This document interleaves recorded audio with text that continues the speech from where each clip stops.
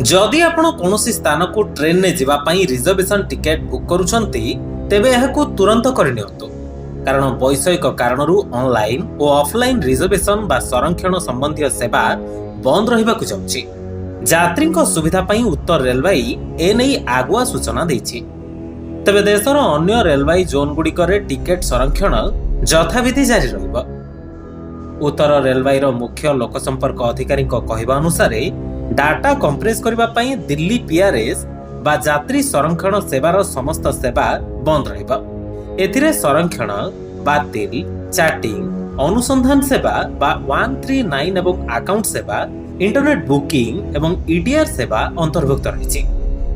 April 18 तारिख राति 12:15 रु 1:15 पर्यंत कौनसी प्रकारर ऑनलाइन किंबा ऑफलाइन सेवा चलिबो नाही। एही कारणरू दिल्ली पीआरएस सह जड़ित समस्त ट्रेन सेवा बंद रहिबा। तेबे आपण मानकु कहि रखु जे देशर 5टी सहर पीआरएस सेवा कार्य करुछि।